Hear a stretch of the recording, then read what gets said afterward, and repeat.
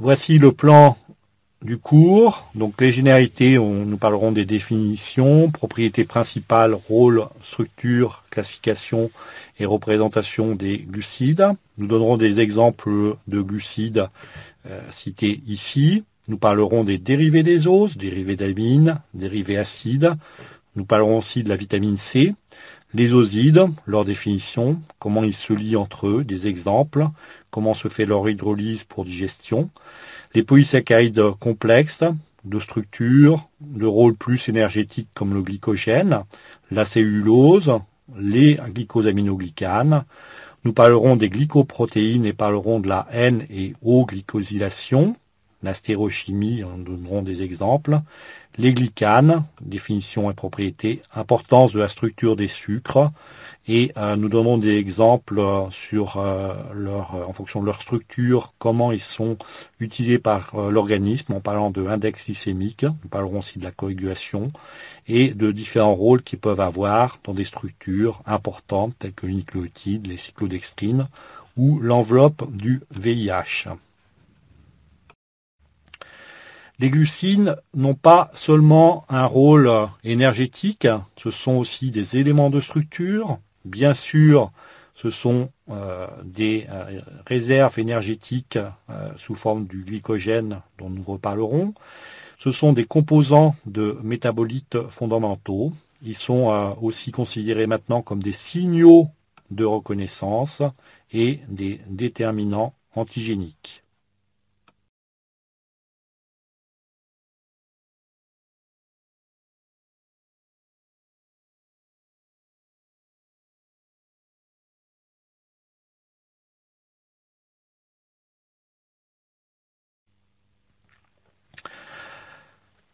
Définition des glucides, ce sont donc des molécules organiques.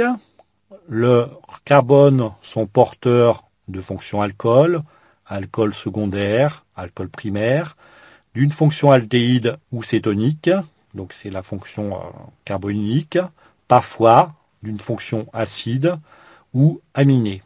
Au total, il s'agit d'aldéhyde ou de cétones polyhydroxylés, car un carbone est porteur soit d'un aldéhyde, soit d'une cétone, tous les autres étant porteurs de fonction alcool. Leurs principales propriétés sont les suivantes. Donc certains oses, comme le fructose, ou osides, comme le saccharose, ont la propriété d'avoir un goût sucré, le saccharose étant le sucre de table. Les oses sont très hydrosolubles en raison de leurs nombreuses fonctions alcooliques. Les aldoses sont réducteurs par leur fonction hémiacétalique, donc pseudo-aldéhydique, et les cétoses, par contre, sont très peu réducteurs. On utilise cette propriété pour en faire leur dosage. La glucose oxydase oxyde spécifiquement le glucoacide gluconique, et les oses se réduisent en polyol par voie chimique ou enzymatique. La fonction aldéhyde ou cétonique peut être réduite en alcool, le glucose donnant le glucitol ou sorbitol, le galactose, le galactitol, le mannose, le mannitol, le ribose, le ribitol. Le fructose donne 2 polyols, car la réduction de la fonction CO entraîne la formation d'un carbone asymétrique.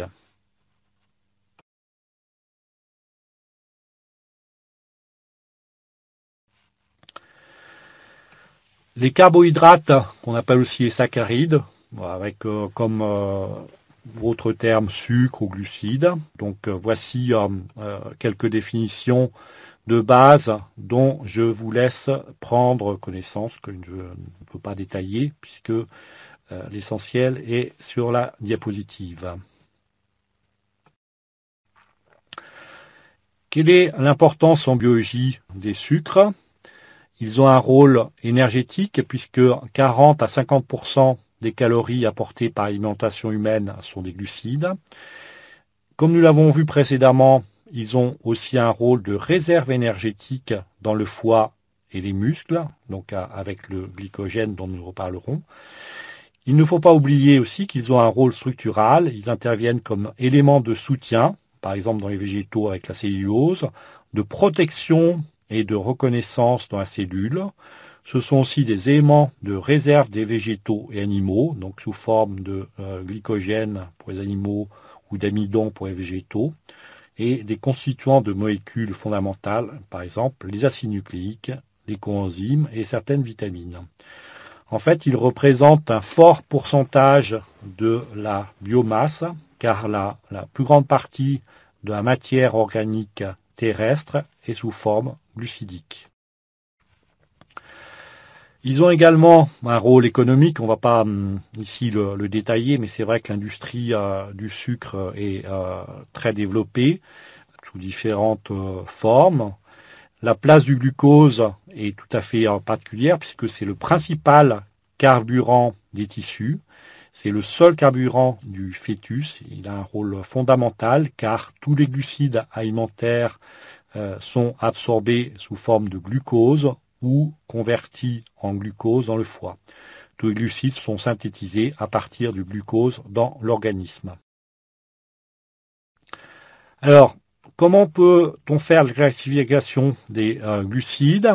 On distingue les oses et les osides. Les critères de classification des oses font appel à leur nombre de carbone de l'ose et à la nature du carboxyle. Le nombre de carbone, lorsqu'il est de 3, on parle de triose. Lorsqu'il est de 6, on parle d'hexose. La nature du carbonyle, donc si c'est un aldéhyde, on parle d'aldose. Si c'est une cétone, on parle de cétose. La combinaison de ces deux critères caractérise l'ose. On parle d'aldopentose, d'aldohexose, de cétopentose et de cétohexose. Les différentes classes de glucides sont représentées sur cette diapositive. Donc on distingue les oses, classées en fonction du nombre d'atomes de carbone, de la fonction carbonyle, qui peuvent être réducteurs et non hydrolysables. Les osides, donc qui sont des oses qui sont reliés entre eux, donc avec ce qu'on appelle les holosides, qui comportent plusieurs oses. On parle à ce moment-là d'oligosides, donc de 2 à 10, et de polyosides lorsqu'ils comportent un enchaînement de plus de 10 oses. On parle aussi d'hétérosides lorsque ils comportent une autre structure qu'un sucre. Les oses peuvent être glycoconjuguées, donc ce sont des structures glucidiques complexes comportant des associations covalentes. Et on a donc ce qu'on appelle une glycosylation qui se fait grâce à des enzymes qu'on appelle des glycosyles transférases. Alors on peut donner un exemple qui est celui du fructose. Donc c'est un isomère de fonction du glucose.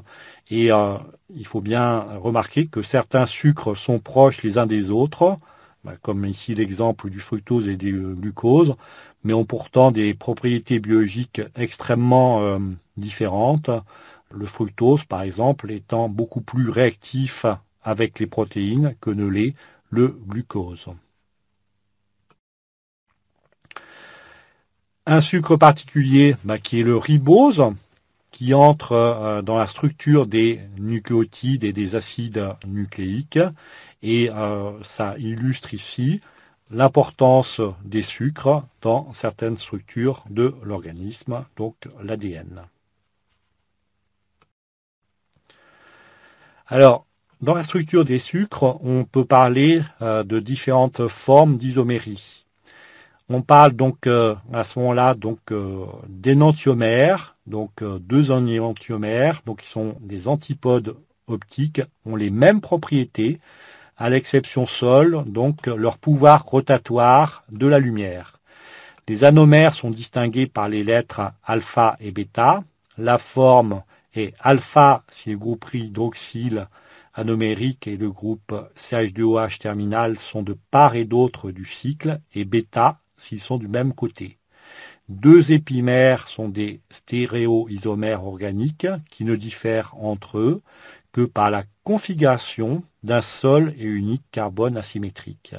Par exemple, les sucres alpha-D glucopyranose et alpha-D galactopyranose pour lequel seul le groupement hydroxyle sur le 4e carbone a une orientation différente, conférant à ces deux sucres des propriétés extrêmement différentes. Un aldohexose est un ose composé de 6 atomes de carbone, donc on parle à ce moment-là d'hexose, et dont le premier atome possède une fonction aldéhyde. Un cétéohexose possède 6 carbones et donc, comme son nom l'indique, une fonction cétone, donc ce qui permet de les différencier. Alors, en chimie, une molécule est l'évogir, donc qui tourne la lumière à gauche, donc ça vient du latin levus, qui veut dire gauche, a la propriété de faire dévier le plan de polarisation de la lumière polarisée vers la gauche d'un observateur qui reçoit la lumière. Plus précisément, l'observateur en question voit le plan tourner dans le sens contraire à celui des aiguilles d'une montre. Un lévogir est également l'une des deux formes énantiomères d'une molécule chirale, l'autre étant le dextrogir qui par définition, lui, aura la propriété de dévier la lumière à droite. Alors, qu'appelle-t-on carbone asymétrique sur un sucre? Donc, il est porteur de 4 radicaux différents. C'est un isomère optique ou énantiomère, donc soit dextrogir, donc notez plus, soit les isomères lévogir, notez moins. Lorsque le mélange est équimolaire des deux isomères, c'est-à-dire dextrogir et lévogir, on parle d'une forme racémique, donc qui à ce moment-là va être inactif sur la déviation de la lumière polarisée. Une molécule chirale est une molécule optiquement active. Elle renferme donc au moins un carbone asymétrique et elle n'a pas de plan de symétrie. La configuration stéréochimique et le pouvoir rotatoire d'un ose dépendent de la présence de ce carbone asymétrique. Et en dehors du glycéraldéhyde, il n'y a aucune relation entre configuration stéréochimique de l'ose et son pouvoir rotatoire. Il y a différentes façons de représenter les sucres et nous allons nous attarder sur ce qu'on appelle la représentation de Fischer, qui est en fait une convention. La convention de Fischer établit les règles pour écrire la formule développée plane des oses. La chaîne carbonée doit être regardée de façon à ce que tous les angles des lésions carbone-carbone soient convexes vers l'observateur et que la fonction la plus oxydée, donc aldéhyde pour le glucose, soit située en haut de la formule. En tournant les angles carbone-carbone vers vous, l'image devient verticale. Les hydroxydes des fonctions alcool secondaires se répartissent alors de façon spécifique à gauche ou à droite au plan des carbones sur la nature de l'ose représentée. On imagine alors que la chaîne se déroule en un axe vertical comportant toutes les liaisons carbone-carbone et on représente les oxydryles des fonctions alcool secondaires à gauche ou à droite, comme dans la représentation numéro 2 donnée sur cette diapositive. Dans une projection de Fischer, les liaisons représentées sur la ligne horizontale sortent dans la réalité vers l'avant, hors de la feuille, qui n'a pas de division en 2 dimensions ou 2 écrans, vers vous. C'est pour cette raison qu'une projection de Fischer ne peut être tournée dans le plan de la page ou de l'écran. Alors l'orientation des liaisons les unes relativement aux autres peut changer, convertissant ainsi la molécule et son énantiomère. Pour passer de la représentation de Fischer à d'autres représentations comme celle de Crame, il faut considérer chaque atome de carbone indépendamment des autres, car la représentation de Fischer n'est pas une simple représentation de la molécule, soit un plan en 2 dimensions.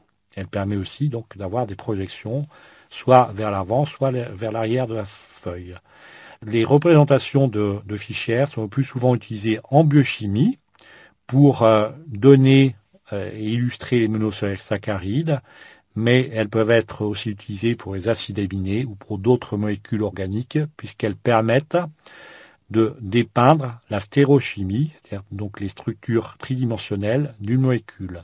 Elles sont très utiles pour différencier les énantiomères de molécules chirales. Alors nous avons ici, selon Fischer, la filiation chimique des oses. Donc formation à partir du déglycéraldéhyde par addition de carbone successifs. Et on va obtenir donc triose, tétrose, pentose, hexose en fonction du nombre de carbone. Un triose peut donner 2 tétroses, comme représenté dans le paragraphe numéro 2 de cette diapositive. Alors, la série D et la série L des oses. Donc, les oses de la série D sont rattachées au déglycéraldéhyde. La configuration spatiale de l'hydroxyle portée par le carbone subterminal de l'ose, donc l'avant-dernier carbone ou carbone N-1, est identique à celle du déglycéraldéhyde. La plus grande majorité des oses naturelles sont de la série D. Les oses de la série L donc, dérivent par voie chimique du L-glycéraldéhyde. Alors, nous avons ici une représentation, selon Fischer, de la filiation des oses entre eux, à partir donc du déglycéraldéhyde, 3 carbones. Formation, donc ensuite, d'oses à 4 carbones, d'étréose, d'érythrose. 5 carbones, d'érabinose, d'éribose et 6 carbones avec le dégalactose, le démernose et le déglucose par exemple. Donc ça montre bien ici l'utilité de la représentation de Fischer pour montrer la filiation des oses les uns par rapport aux autres en fonction du nombre de carbones qu'ils comportent. Les principaux oses naturels en fonction de la représentation de Fischer sont par exemple le D-galactose, le D-glucose ou le D-mannose. On peut avoir des épimérisations. Donc l'épimérisation se fait par voie chimique ou enzymatique grâce à une épimérase. Le galactose est par exemple l'épimère en 4 du glucose. L'absence d'épimérase empêche la transformation du galactose en glucose et entraîne par exemple une des formes de la galactosémie congénitale du nouveau-né, qui est une maladie grave, congénitale, donc une maladie métabolique. Le mannose est par exemple l'épimère en 2 du glucose. En terminologie, on distingue les aldopatoses à 5 carbones et une fonction aldose, les cétohexoses comme le fructose à 6 carbones qui comportent une fonction cétone. Alors c'est vrai que la structure linéaire des sucres n'est qu'une représentation et en solution dans l'eau, les oses existent sous forme cyclique. Nous citerons 2 objections à la formation linéaire, par exemple la formation d'acétal, avec la formation d'un hémiacétal, donc un alcool ROH s'ajoute à l'aldéhyde RCHO, le carbone de l'aldéhyde devient le carbone de l'hémiacétal, lié à 2 atomes d'oxygène. L'équilibre de la réaction est nettement en faveur de l'aldéhyde et de l'alcool. Donc aldose ou cétose plus ROH va donner un hémiacétal uniquement. Et il y a aussi donc l'argument de la mutarotation, donc avec ce qu'on appelle les anomères. En effet, la valeur du pouvoir rotatoire d'un ose, donc mesurée au polarimètre, n'est pas fixée immédiatement. Elle le devient au bout d'un certain temps. Ce phénomène est lié à l'existence de 2 formes isomériques, l'anomère alpha ou bêta, à l'origine de la mutarotation. Ces 2 anomères diffèrent par la position dans l'espace de l'hydroxyle hémiacétalique. Quand on laisse par exemple du glucose préalablement cristallisé en solution dans de l'eau, le pouvoir rotatoire passe de plus 112 à plus 52,5 degrés. Quand on laisse une solution dans l'eau de glucose le temps nécessaire, effectivement, son pouvoir rotatoire va changer. Le carbone numéro 1 est un carbone anomère. Les isomères cycliques sont appelés des anomères. Le groupement de la fonction alcool qu'il porte peut être soit en haut, soit en bas. S'il est en haut, le groupement hydroxyle est du même côté que celui de la série, c'est la forme bêta. Sinon, l'hydroxyle est opposé à celui de la série, c'est la forme alpha. Et donc la figure 2 ici explique comment, dans ces conditions, se fait la cyclisation du glucose. En solution aqueuse, le glucose est en équilibre tautomérique. Il est à 65% sous forme bêta-D glucopyranose, 0,1% sous forme de déglucose, donc linéaire, donc en proportion très faible, et 35% sous forme d'alpha-D glycopyranose. La cyclisation des sucres permet d'avoir 2 fois plus d'isomères. Alors, quel est l'intérêt d'avoir une structure cyclique des sucres? La fonction aldéhyde ou cétonique dans ces conditions est partiellement dissimulée. Donc, on parle d'hémiacétal. Donc, c'est ce qu'on appelle une forme pseudo-aldéhydique ou pseudo-cétonique. Il existe un carbone asymétrique sur le carbone numéro 1 des aldoses, sur le carbone numéro 2 des cétoses, en raison de l'hémiacétalisation interne qui conduit à 2 anomères alpha-bêta. Et troisième point, l'anomère alpha a un OH hémiacétalique du côté opposé que le OH porté par le carbone subterminal, ce qui permet de déterminer la série. Il y a un pouvoir rotatoire le plus élevé. Et par contre, l'anomère bêta a, lui, les propriétés inverses. Alors, il y a une autre façon de représenter les sucres, donc selon la représentation de Haworth.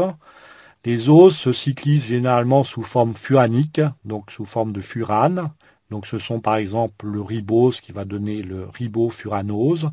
Les 2-déoxyriboses donnent le 2-déoxyribofuranose, le fructose donnant le fructofuranose. Les oses, en général, se cyclisant sous forme pyranique ou pyrane, sont le glucose, qui va donner le glucopyranose, et le galactose, qui va donner le galactopyranose. Nous allons maintenant, pour illustrer cette première partie, donner quelques exemples de sucre.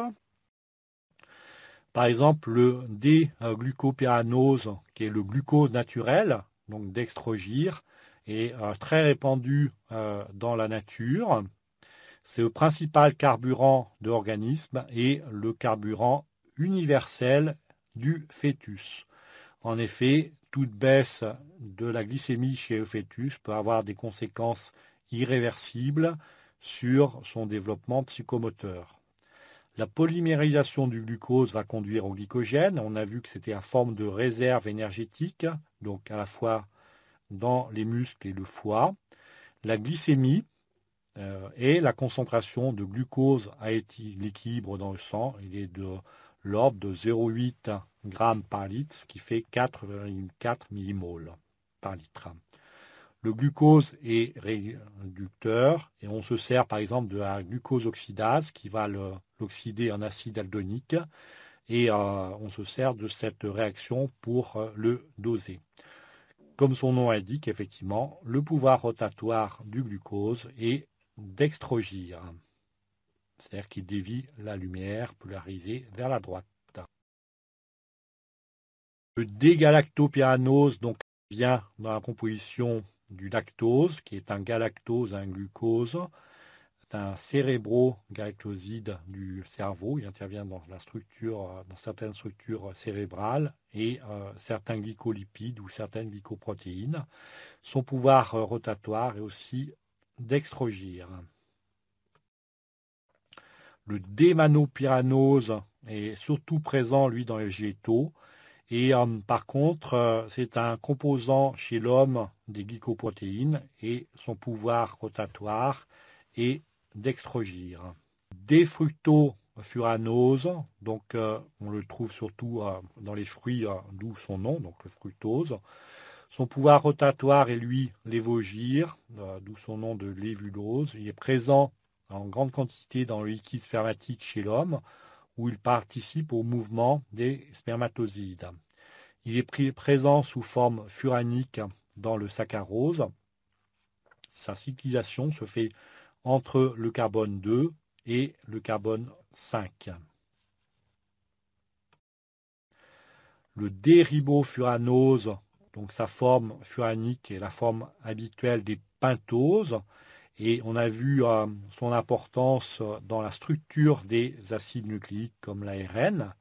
Le bêta-déribofuranose est lié aux bases puriques et pyriméridiques par une liaison N-osidique, donc dans les nucléosides et les nucléotides. Il intervient aussi dans la structure des coenzymes tels que NAD, NADP et ATP. L'interconversion du glucose ou du mannose peut donner le fructose et réciproquement en fonction des besoins de l'organisme. L'épimérisation peut permettre de transformer le glucose en mannose et réciproquement.